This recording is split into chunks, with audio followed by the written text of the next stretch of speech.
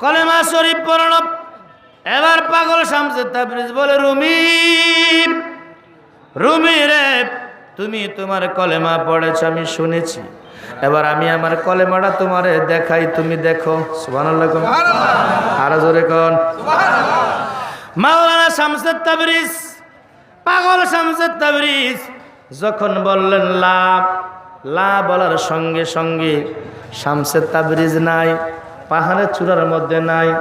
মাওলানা রুমি চিন্তায় পড়ে গেল, কিরে পাগল গেল কই? পাহাড়ের মধ্যে খোঁজ করলো, পাহাড়ের মধ্যে নাই।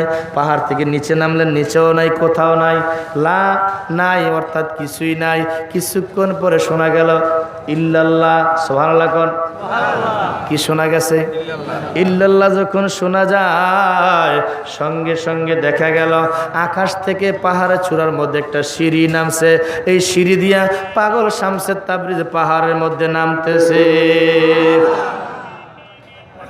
সঙ্গে সঙ্গে মাওলানা রুমি ডেকে বলে, আল্লাহর ওলি, আপনি যখন বললেন লাভ, লা বলার সাথে সাথে আমি তাকায়া দেখলাম পাহাড়ের চূড়ার মধ্যে আপনি নাই, পাহাড়ের মধ্যে আপনি নাই, আমি একা। আমি পাহাড়ের নিচে নামলাম, সেখানে আপনাকে খোঁজ করে পাই নাই। আপনি কোথায় গিয়েছিলেন? শামসে তাবরিজ কই, বাবা রুমি রে, যখন বলেছি লা, লা মানি নাই, অর্থাৎ আল্লাহ ছাড়া কোনো মাবুদ, কথা কয় না, আল্লাহ ছাড়া কোনো মাবুদ। যখনই বলেছে আল্লাহ ছাড়া কোনো মাবুদ নাই, তখনই আমি রুমি অদৃশ্য, আমি শামসে তাবরিজ অদৃশ্য হয়ে গেছি। অর্থাৎ সব জায়গার মধ্যে আমার আল্লাহ, আমি আমার মালিকের সাথে মিশে গেছি, সিফাত মিশে গেছে জাতের সাথে। একটার নাম হলো জীবাত্মা, আর একটার নাম হলো পরমাত্মা। এই দুইটা আত্মা মানুষের মধ্যে আছে না নাই? তোরে কোন আছে না নাই? জীবাত্মার কাজ হলো দুনিয়ার খাওয়া দাওয়া, ভোগ বিলাস, আনন্দ উপভোগ, সমস্ত হিংসা নিন্দা প্রলোভ, এইগুলি হলো জীবাত্মার কাজ।